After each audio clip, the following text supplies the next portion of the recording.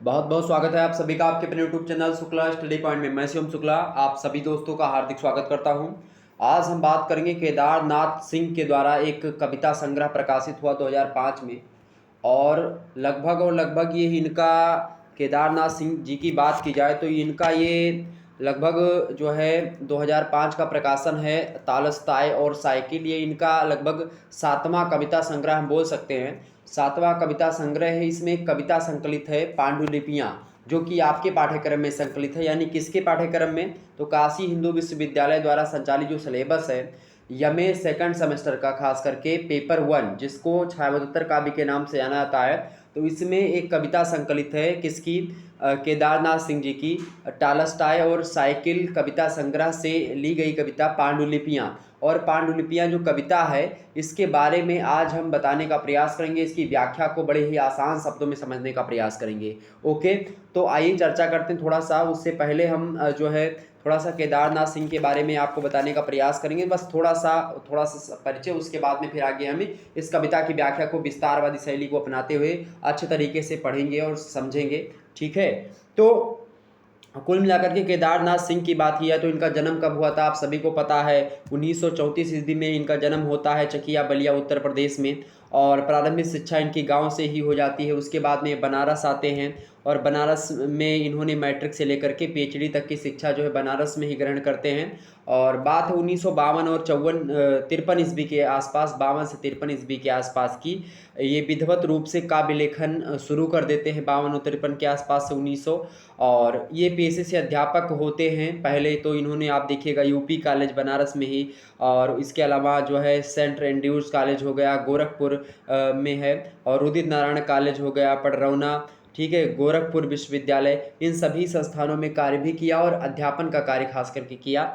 और उसके बाद में खास करके 1976 से लेकर के 1999 ईस्वी तक जवाहरलाल नेहरू विश्वविद्यालय में भारतीय भाषा के जो केंद्र है उस केंद्र के में अध्यापन का काम भी इन्होंने किया। तो कुल मिलाकर के इनका, चाहे हम व्यक्तित्व देखें चाहे कृतित्व देखें, सभी अपनी दृष्टि से ठीक ही है और अच्छे तरीके से हर एक चीज़ इनकी आप देख सकते हो। अब हम बात करेंगे हिंदी साहित्य के कहीं ना कहीं पे जो नवीन प्रणेता, छायोत्तर काव्य के कहीं ना कहीं पे उन नायकों में से एक केदारनाथ सिंह द्वारा रचित एक रचना पांडुलिपियाँ, जो कि तालस्ताय और साइकिल नामक कविता संग्रह में संकलित है। और आइए हम चर्चा करते हैं इसी कविता के बारे में। ठीक है, तो ये कविता, इस कविता का प्रकाशन जो होता है वो कब होता है इसको जान लीजिए। कविता का प्रकाशन होता है 2005 ईस्वी में। ठीक है, सातवां कविता संग्रह है ये जो है केदारनाथ सिंह जी का। और पांडुलिपियाँ, इसका सबसे पहले हम लोग अर्थ जानेंगे। पांडु माने होता है पीलापन, ठीक है। लिपियाँ माने होता है लिखने की कला या लिखने की शैली, लिखने की विधि को हम लिपि कहते हैं। ठीक, तो पांडुलिपियाँ यानी ऐसी लिपियाँ जो कि पीली जो है एक प्रकार से दिखाई पड़ती हैं, लाल दिखाई पड़ती हैं, थोड़ा सा भूरी दिखाई पड़ती हैं, उन्हीं को पांडुलिपियाँ कहते हैं।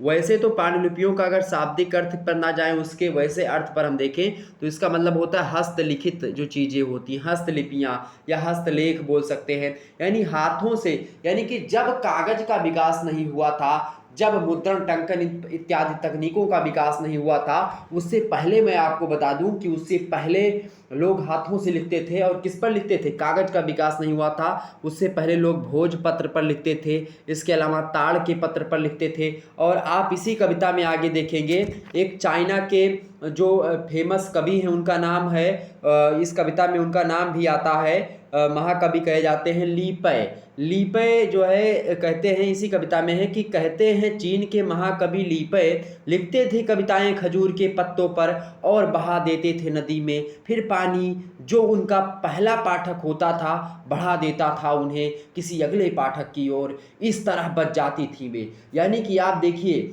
ली पे जो हैं ये खजूर के पत्तों पर।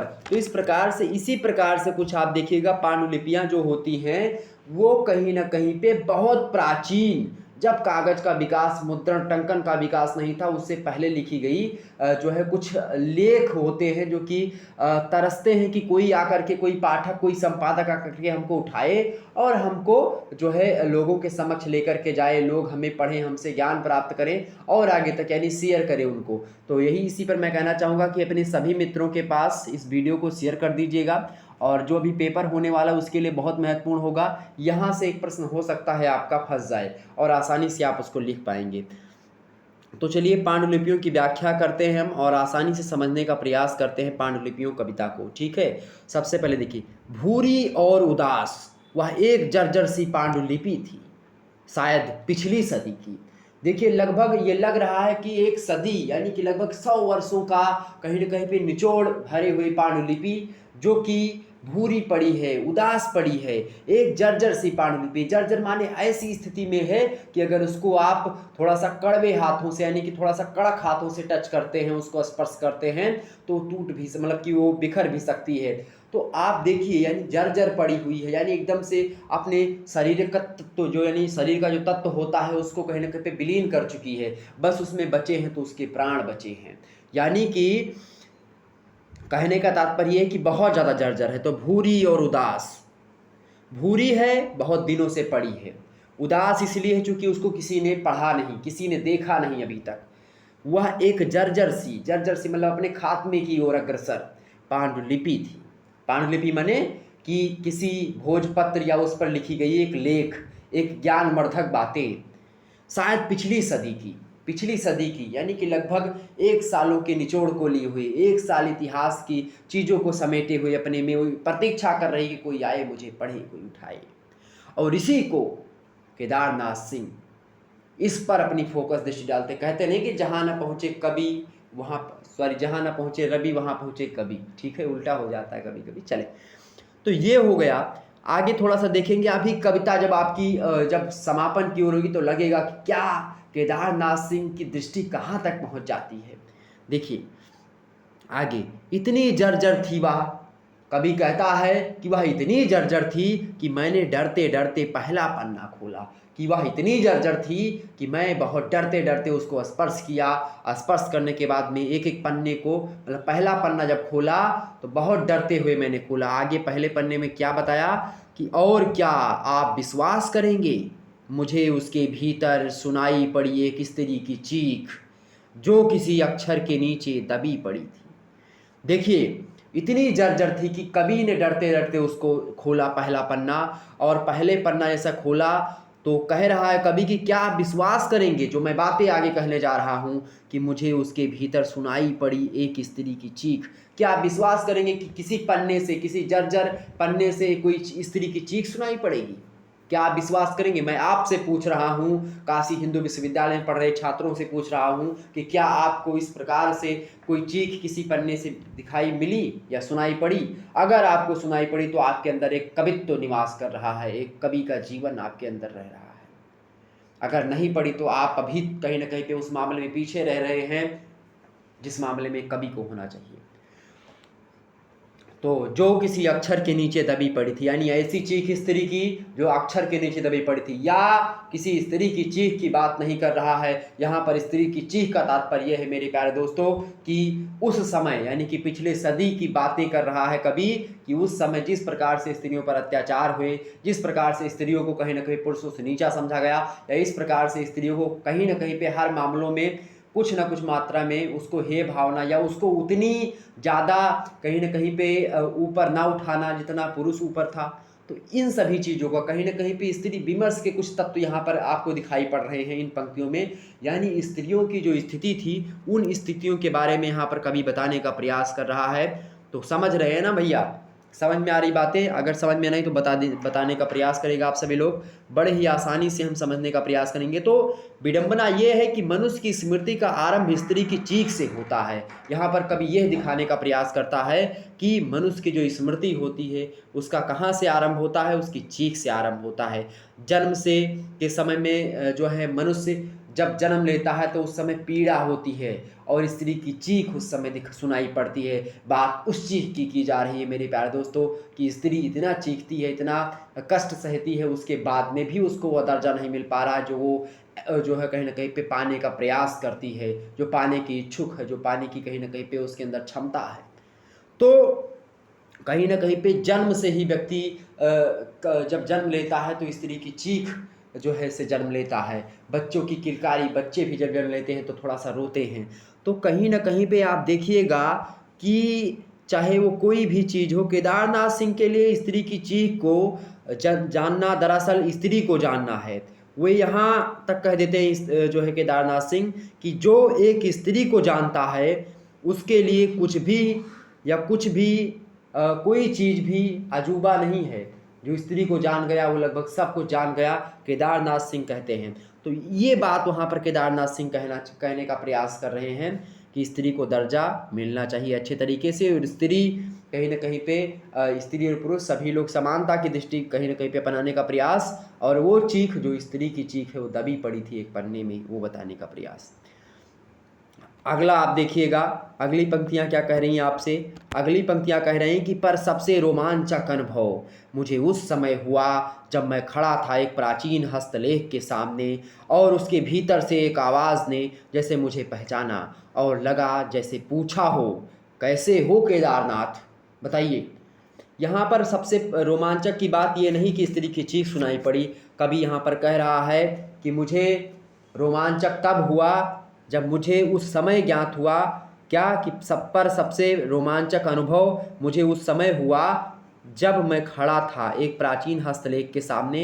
एक प्राचीन हस्तलेख है, उसके सामने जब मैं खड़ा हुआ और उसके भीतर से एक आवाज़ आई, और उस आवाज़ ने क्या कहा, जैसे वह आवाज़ मुझे पहचानती हो, और उसने कहा, उसने मुझसे पूछा कि कैसे हो केदारनाथ। यहाँ पर केदारनाथ जी की हाल चाल नहीं पूछ रहा है, वो ये पूछ रहा है कि जो चीज़ें प्राचीन काल में हस्तलेख में मैंने लिखी थी, क्या आज वो आप लोगों तक ग्रहण हुई, क्या आप लोगों ने उस पर विचार विमर्श किया, क्या जिस प्रकार से कवि का तत्व या जिस प्रकार से कविता का कहीं ना कहीं पे उद्देश्य या मूल भाव होना चाहिए, क्या मूल भाव वो भी आज है, मतलब कि आज भी है जो कल था, ये कवि से पूछने का प्रयास। और यहाँ पर 2005 ईस्वी की बात मैं कर रहा हूँ, 2005 में जब एक इस कहीं ना कहीं पे कविता संग्रह का प्रकाशन होता है, कहीं ना कहीं पे उस समय की स्थिति में जो है कवि का कहीं ना कहीं पे जो टैलेंट है वो उभर करके सामने आता है। कवि यहाँ पर यानी केदारनाथ सिंह का कहीं ना कहीं पे वर्चस्व कायम हो चुका था इस कविता को लिखने के समय में, खास करके बहुत ज़्यादा ज्ञान उनके अंदर समापन हो चुका था। तो कवि अपूर्ण रूप से अपने कवित्व को प्राप्त कर चुका था, ये उस समय की कविता है। तो इसलिए यहाँ पर कवि को जान रहा है, वो प्राचीन हस्तलिपियाँ जो हैं कवि को पहचान नहीं है। ऐसा लग रहा है कि कोई दादा परदादा किसी जो है पुत्र पौत्र के बारे में पूछ रहे हैं हाल चाल उसकी। तो इस प्रकार से यहाँ पर ये चीज़ों के प्रयास आगे, तब के आगे है कविता, देखिएगा सभी लोग कि मैं हिला जरूर पर चकित नहीं हुआ, क्योंकि चमत्कार नहीं होती पांडुलिपियाँ, वे बोलना बतियाना चाहती हैं आदमी से, अकेलेपन की यातना झेलनी पड़ती है उन्हें भी, और कई बार सदियों तक अक्सर सोचता हूँ वह क्या होता है उनकी स्याही में। ठीक है, कि पन्ना पन्ना बिखर जाने के बाद भी वे सदियों तक ताकती रहती हैं किसी राहुल की राह में, किसी तिब्बत के मठ में। यानी कि यहाँ पर कवि कहता है कि जब उसने पूछा कि कैसे हो केदारनाथ, मैं हिला जरूर, पहले तो मैं चौंका कि उन पांडुलिपियों से, उन हस्तलेखों से मुझे कौन पुकार रहा है, न जाने प्रकृति से कौन निमंत्रण देता मुझको मौन। ये पंत का निशा निमंत्रण, आपको पता होगा पंत कि कविता में आपको इस प्रकार से आपको दिखाई पड़ता होगा कि न जाने नक्षत्रों से कौन निमंत्रण देता मुझको मौन, प्रथम निमंत्रण या ऐसे कुछ कविता है उससे है। तो पंत का कहीं ना कहीं पे जिस प्रकार से पंत ने प्रकृति के बारे में बताने का प्रयास किया है, कहीं ना कहीं पे यहाँ पर आकर के केदारनाथ सिंह के रचनाओं में ही प्रकृति कहीं ना कहीं पे अपने रूप में आई है, और प्रकृति का इन्होंने चित्रण करने का प्रयास किया है। तो इसी प्रकार से इन्होंने कहा कि मैं हिला जरूर उन पांडुलिपियों को देख करके, पर चकित नहीं हुआ। मैं क्यों चकित नहीं हुआ, क्योंकि अब कवि के अंदर टैलेंट आ चुका है, कवि समझ चुका है कि पांडुलिपियाँ भी बोलना बतियाना चाहती हैं किसी मनुष्य से। यहाँ पर कही क्योंकि चमत्कार नहीं होती कोई पांडुलिपियाँ, वे बोलना भी चाहती हैं, बतियाना भी चाहती हैं, किससे, किसी आदमी से। अकेलेपन की यातना वो भी झेलती हैं पांडुलिपियाँ, जब पड़े पड़े किसी खंडहर में पड़ी हैं, किसी पुस्तकालय में पड़ी हुई है, कोई उनको छू नहीं रहा है, कोई उनको पढ़ नहीं रहा है। तो आगे अभी कविता में आएगा कि उन पर जो है कहीं ना कहीं कॉपीराइट, धूल की कॉपीराइट से जम चुकी है। तो अकेलेपन की यातना झेलनी पड़ती है उन्हें भी, और कई बार सदियों तक अक्सर सोचता हूँ वह क्या होता है उनकी स्याही में।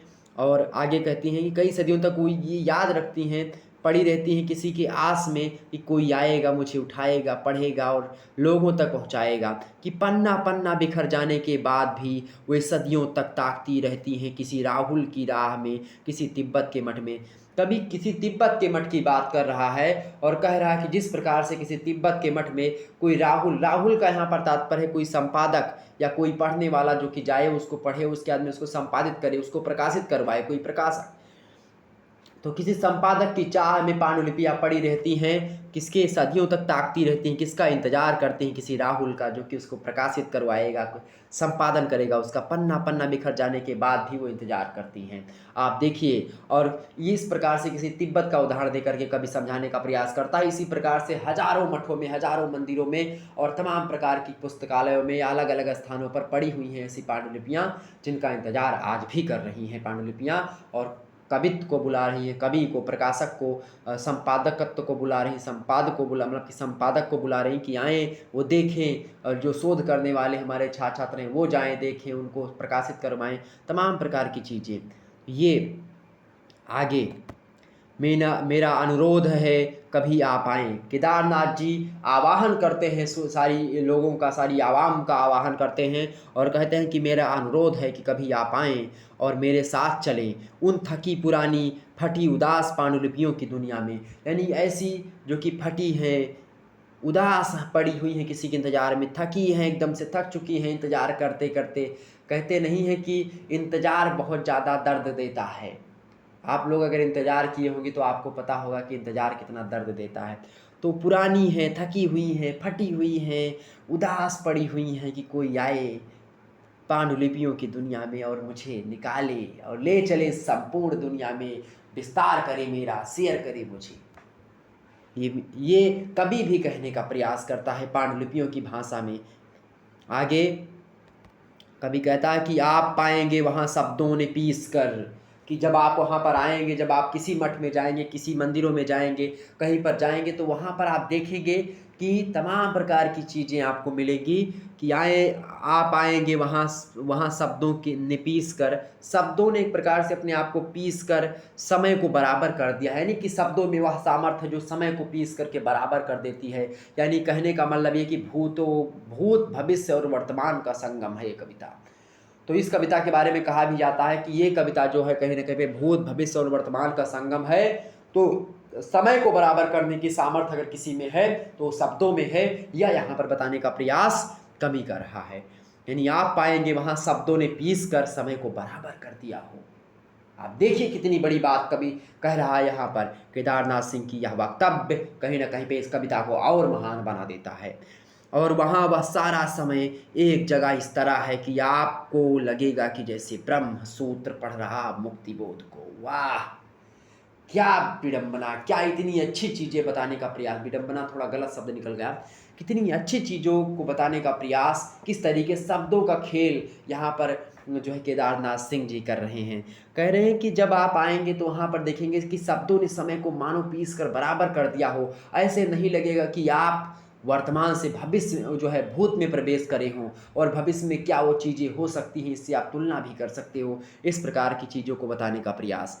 और अब वहाँ सारा समय एक जगह इस तरह है कि आपको लगेगा कि ब्रह्मसूत्र, जैसे ब्रह्मसूत्र पढ़ रहा मुक्ति बोध को, ऐसे लगेगा कि ब्रह्मसूत्र मुक्ति बोध को पढ़ रहा हो। ऐसे लगेगा कि शाकुंतल का हिरन कुछ कह रहा हो पद्मावत के तोते से। यहाँ पर शाकुंतल का हिरन और पद्मावत का तोता तो बात ही कर रहा है, लेकिन प्रतीकात्मक चीज़ों के अगर ध्यान दृष्टि अगर जाएं, हम अगर ध्यान से देखेंगे तो यहाँ पर क्या मिलेगा, शाकुंतल की जो शकुंतला है वो मिलेगी, उसका हिरन शकुंतला।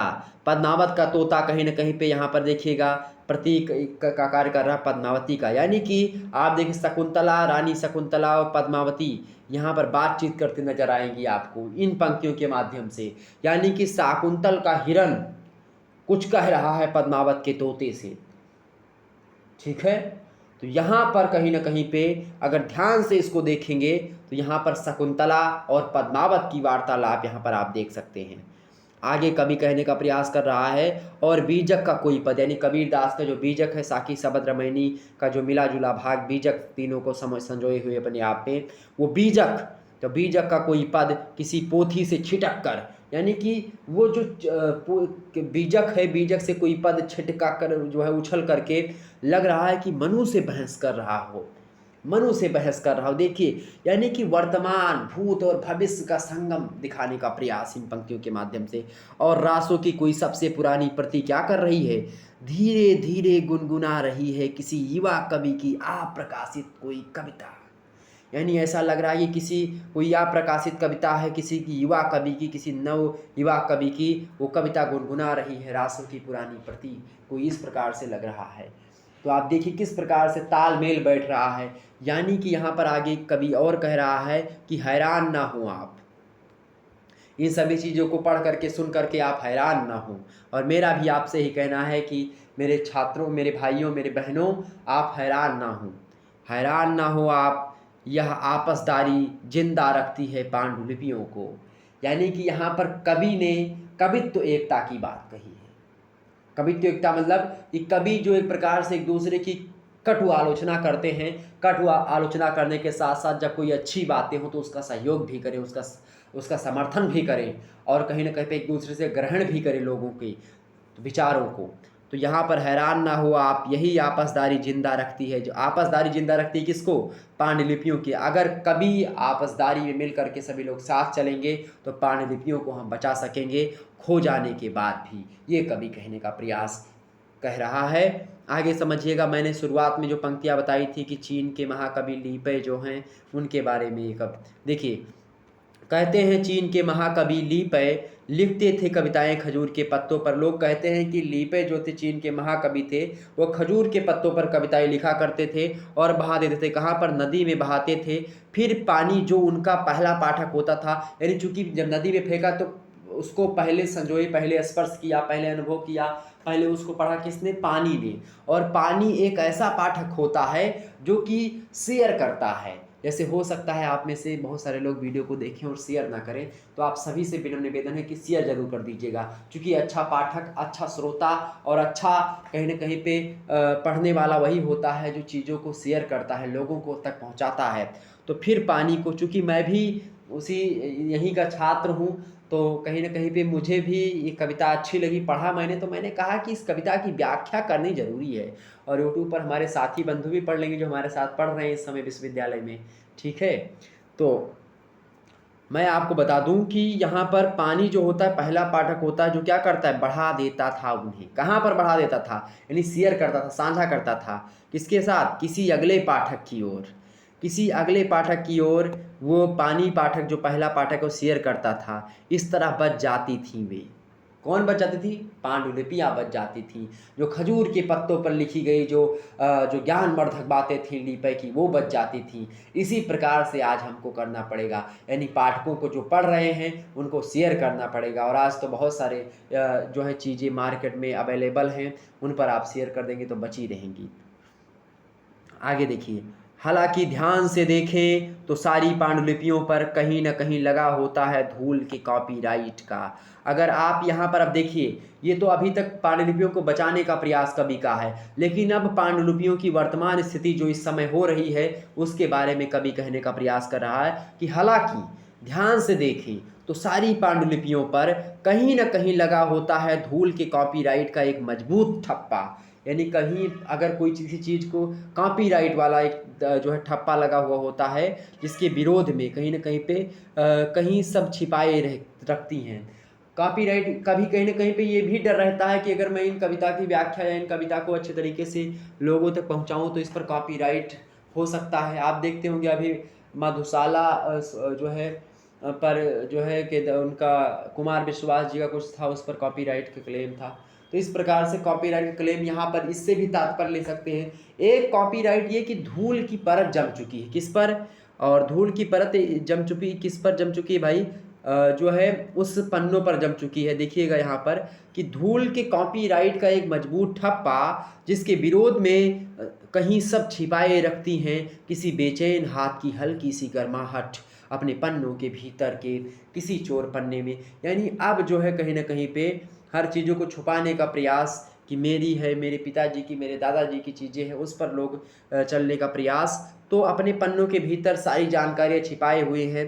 अब यहाँ पर कवि कहता है कि पर मुझे लगता है कि इस समय वही खतरे में है, वही एक हाथ की जरा सी गर्माहट जिसे भीतर जुगाए हुए दुनिया की असंख्य गुमशुदा पांडुलिपियाँ। यानी कि कवि कह रहा है कि जो हाथों की गर्माहट होती है, यानी कहीं न कहीं पे पैसों की जो यहाँ पर उस पर भी कहीं न कहीं तंज कसा है उन्होंने, कि जो अपने आप में कि केवल मेरी ही चीज़ें हों, मैं ही आगे बढ़ूँ, मुझे ही पैसा मिले, मुझे ही लोग जानें, इसके चक्कर में क्या हो रहा है, जो पांडुलिपियाँ पड़ी हुई हैं वो आगे नहीं आ पा रही हैं। यहाँ पर उसके बारे में कवि कहने का प्रयास कर रहा है और कह रहा है कि दुनिया की असंख्य गुमशुदा पांडुलिपियाँ कहीं आज भी पड़ी हुई हैं। कहाँ-कहाँ पर पड़ी हुई हैं, कवि इन 4 पंक्तियों के माध्यम से बताने का प्रयास करता है। देखिए, किसी पेड़ की छाल, कवि कहता है कि कहीं आज भी पड़ी हैं किसी पेड़ की छाल, किसी नदी के कंठ, किसी जेल की दीवार या किसी पत्थर की स्मृति में। पहले लोग पत्थर में भी लिखते थे, जेलों में बंद होते थे, जेल की दीवारों पर लिखते थे, नदी के कंठ में जैसे लीप है, जैसे लोग खजूर के पत्तों पर लिखकर फेंकते थे, पेड़ की छालों पर लोग लिखते थे, जब वो नहीं होता था, ठीक है, भोजपत्रों पर, ताम्रपत्रों पर, इन सभी पर लिखी गई पांडुलिपियाँ आज भी बहुत ज़्यादा पड़ी हुई हैं, लेकिन उन पर लोग शोध या फिर उन पर लोग नहीं जा रहे हैं उनको ढूंढने के लिए, क्योंकि कहीं ना कहीं पे तो कुछ मात्रा में कॉपीराइट का ठप्पा लगा हुआ है और अलग अलग मात्रा में कुछ लोग हाथों का कहीं ना कहीं पे गर्माहट के माध्यम से वो आगे नहीं बढ़ पाती है। तो इस प्रकार से कवि की ये कविता आपके समक्ष मैंने प्रस्तुत करी। मेरे प्रस्तुति विधान में अगर कोई त्रुटि रह गई हो तो आप लोग कृपया करके मुझे अपना छोटा भाई या बड़ा भाई समझकर क्षमा करिएगा। और काशी हिंदू विश्वविद्यालय का यह पाठ्यक्रम में संकलित टालस्टॉय और साइकिल, जो केदारनाथ सिंह जी का 7वां कविता संग्रह है, 2005 में प्रकाशन हुआ। इसमें संकलित एक कविता पांडुलिपियाँ, इसका कहीं न कहीं पे इसकी व्याख्या मैंने करी और व्याख्या के दौरान मैंने तमाम प्रकार की उन चीज़ों को बताया जो कि आपको समझने योग्य थी। तो क्या मुझे लगता है कि अब आपको ये कविता सही तरीके से समझ में आ गई होगी और निश्चित तौर पर इस कविता के माध्यम से आप अपने एग्ज़ाम में अच्छे अंक प्राप्त करेंगे। तो अब क्या आगे बढ़ा जाए, तो कविता जो होती है मनुष्य के हाथ की कर्मशीलता, प्रेम, स्मृति, आख्यान, ज्ञान मीमांसा से होते हुए मनुष्यता मात्र का जयगान करती है और मानव सभ्यता के इतिहास में साक्षात्कार करवाती है। और एक आयाम कहीं न कहीं पे इससे स्त्री से भी खिंचा हुआ इस कविता का दिखाई पड़ता है। तो आप देखिएगा कि इसमें तमाम प्रकार की चीज़ों के माध्यम से कविता आज जो छिपी हुई जो पुरानी प्राचीन हस्तलिपियाँ हैं, उनको उजागर करने का प्रयास ये कविता का केंद्रीय भाव रहा है, मूल भाव रहा है। तो अब मिलते हैं फिर नेक्स्ट वीडियो में, तब तक के लिए जय हिंद, जय भारत। तो ये कविता जो मैंने पढ़ाई शेयर ज़रूर कर दीजिएगा आप सभी लोगों के तक। धन्यवाद, मिलते हैं नेक्स्ट वीडियो में।